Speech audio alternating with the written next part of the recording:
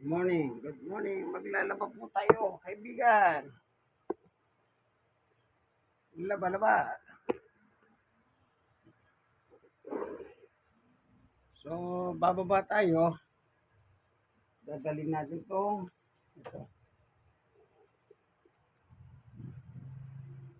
Yan ang lalaban. 4 kilo ng tsaka 4 and 1/4. Ganun karami. So, ibababad muna natin para siguradong lalambot.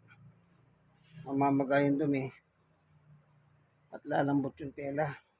Ganun ang technique doon. 30 minutos. Dahan-dahan lang tayo. Kasi napakahirap po.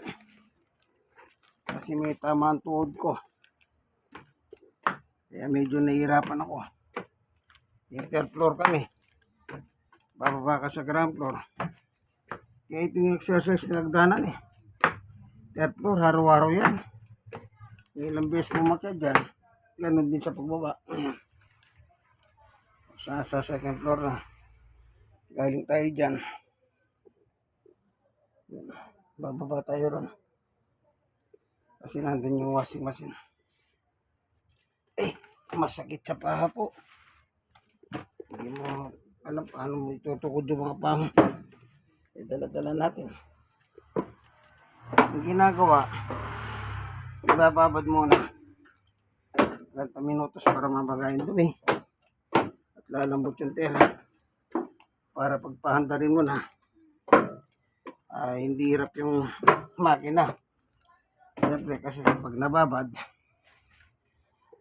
dito na tayo sa ground floor. Pag nababad, lalambot talaga. Magiging smooth ang galaw ng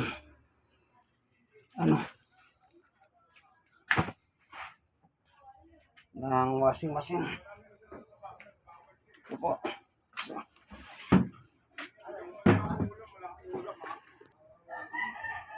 ito yung washing machine. Ganda natin. Yan. Lagay tayo ng ilaw.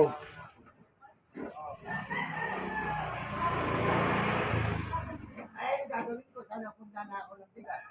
Bibili na ako. Ayusin natin yung hose niya papuntang drain dito sa likod.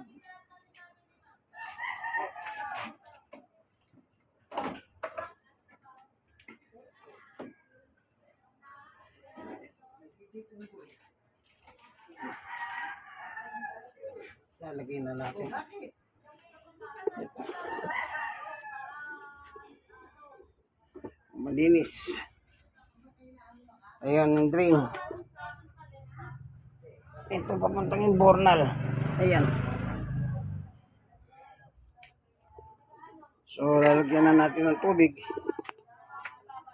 para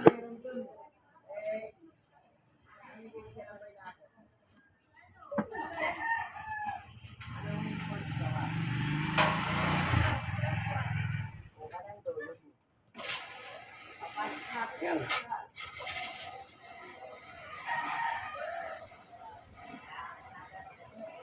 Lagyan natin ng tubig, kaibigan.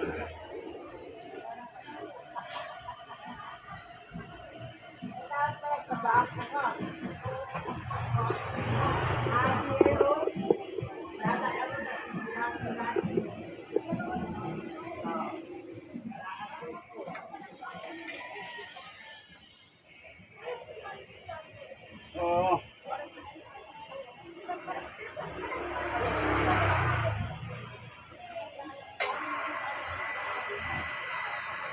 wala nang punta sa drops ng puti. Hindi ko na rito nandito.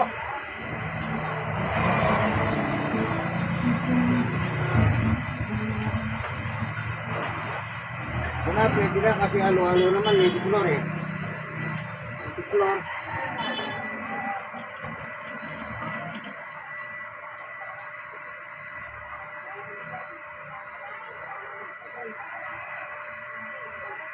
Tanggal. Tuloy-tuloy na. Lalagay lang ako ng Ito. Sunrox.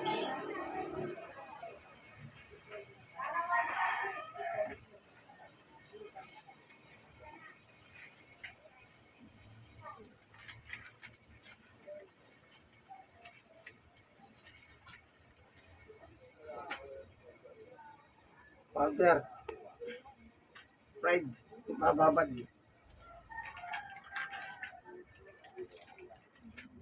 Ito yung sa fabric conditioner para mabango. Diretso sa damit ito. Sa uling laba. Uling banlaw.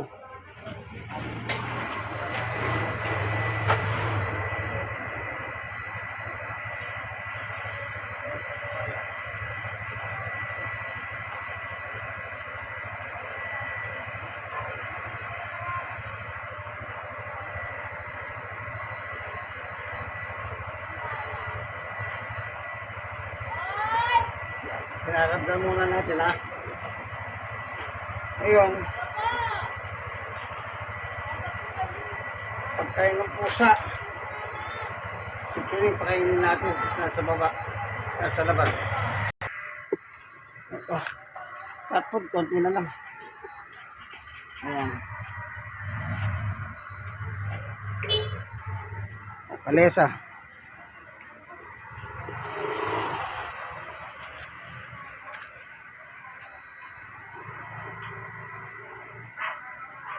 Dito sa Tondo, marami yan. Kalesa. Pag gusto nyo markila, punta lang kayo dito. Tondo. Ayan.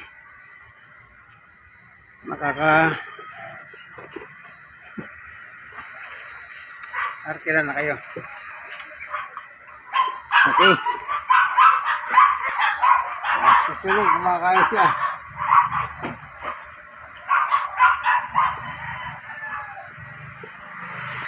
So may dumating. Yun, darling. Darling actually ngayon. Kanya lang, konti lang yung pagkain. Oh. Konti na lang. Todo ko na para makakain yung babae. Yung chicks niya. Konti na lang. Kawawa naman. Tingnan natin. Ayan o. Pareho na silang kumakain.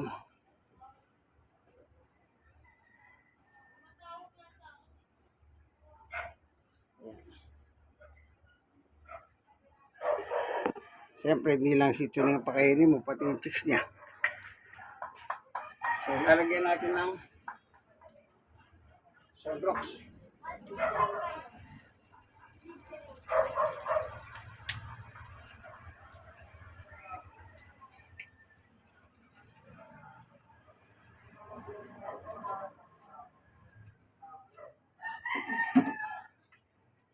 Saka lalagyan na natin sabon para pambabad.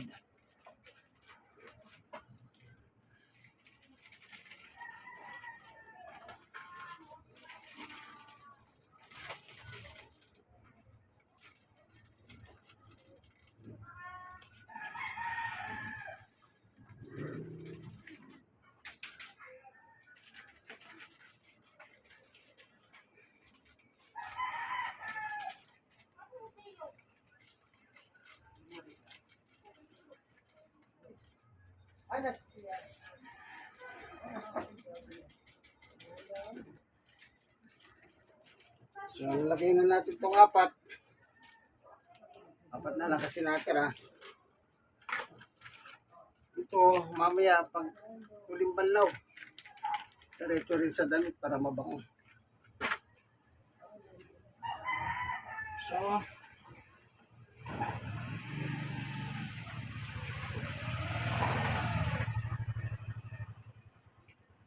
lagay na natin, babad na.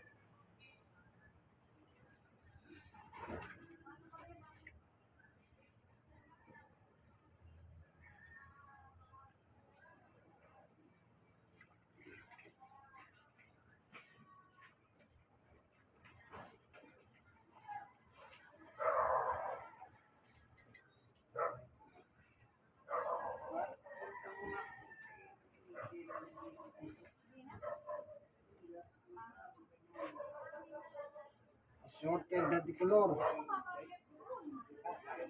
Meron na daw. Dumaan si Joey. Dumaan dito si Joey.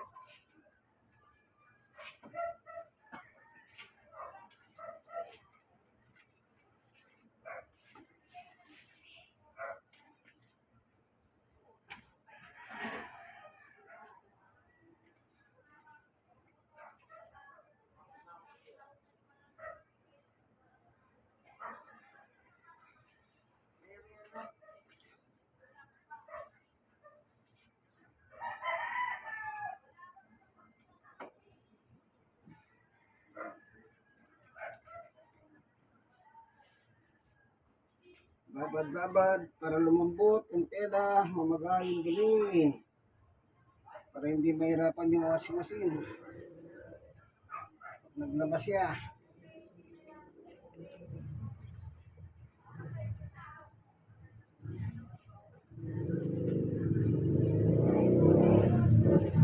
Dahil malambot lang naman to, tsaka maliliit.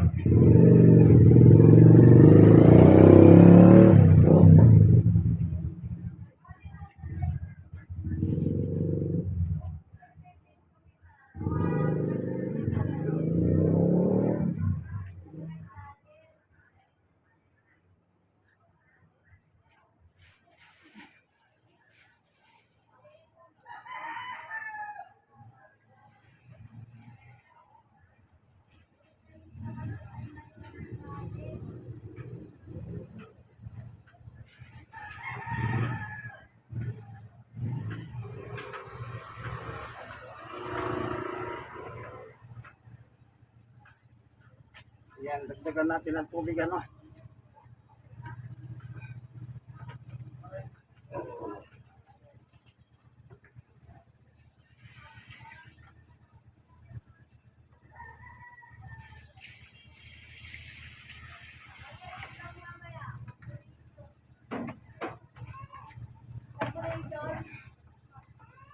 Kulang pa.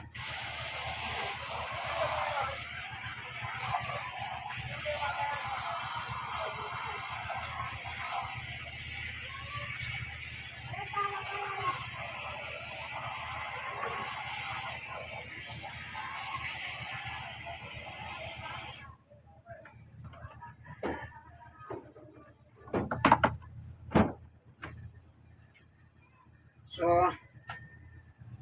nakababad na. Palipas tayong 30 minutos. 30 minutes. O, palipas tayo. 30 minutos. Ayan. Nakababad na. Ganyan lang po. Para mamagayin to at saka lalambot yung tela.